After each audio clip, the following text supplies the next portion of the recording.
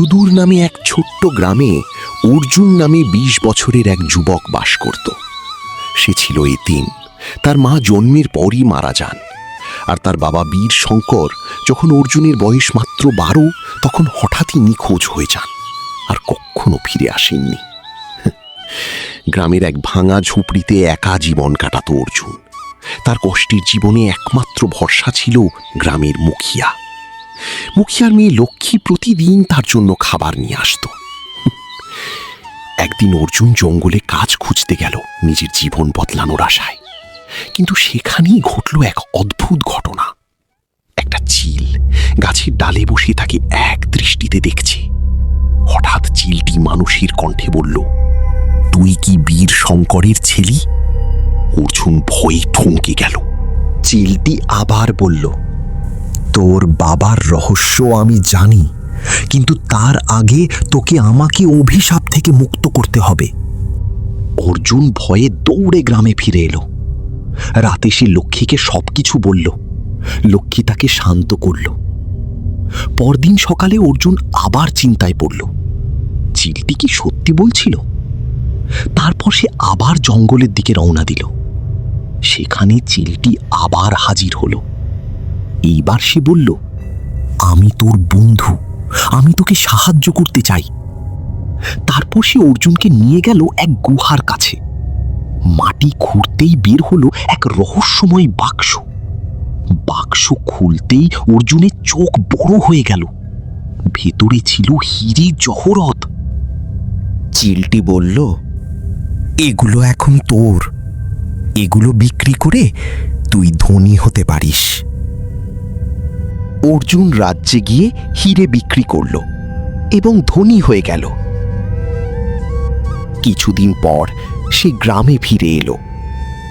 এখন সে আর সেই দরিদ্র ছেলে নয়। বড় বাড়ি, চাকর, সম্মান সবকিছু তার হয়ে গেছে। লক্ষ্মী খুশি হয়ে বলল, এখন তুমি আমার বাবার কাছে আমার হাত চাইবে তো?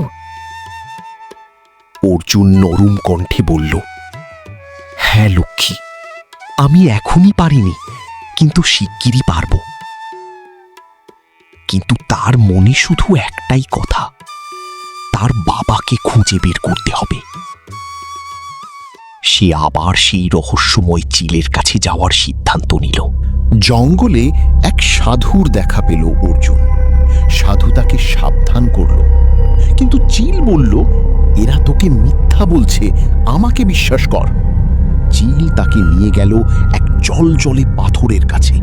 বলল, পূর্ণিমার রাতে এই পাথর ভেঙে ফেললে সব রহস্য খুলে যাবে।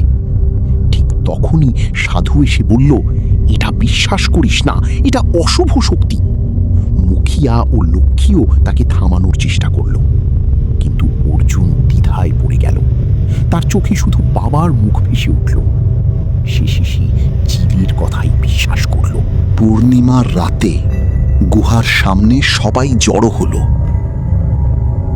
চিল আবার বলল, পাথর ভেঙে ফেল। ঠিক তখনই সাধু সত্যিটা বলল, তোর বাবা একজন তান্ত্রিক ছিলেন। তিনি এক ভয়ঙ্কর ডাইনিকে এই পাথরের মধ্যে বন্দী করেছিলেন আর নিজে প্রাণ দিয়েছিলেন গ্রামকে বাঁচাতে। অর্জুন হতবাক হয়ে গেল, কিন্তু চিল চিৎকার করে বলল, সব মিথ্যা। দ্বিধায় পড়ে অর্জুন পাথরটা ভেঙে ফেলল। সাথে সাথে আকাশ কেঁপে উঠল। চিল রূপ নিল এক ভয়ঙ্কর ডাইনিতে।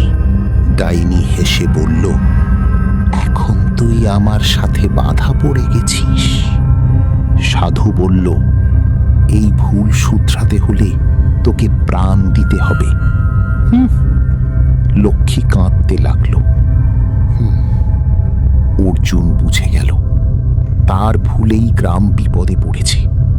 সে শেষ সিদ্ধান্ত নিল, যদি আমার মৃত্যুতে গ্রাম বাঁচে তাহলে তাই হোক। সে দৌড়ে গভীর খাদে ঝাঁপ দিল।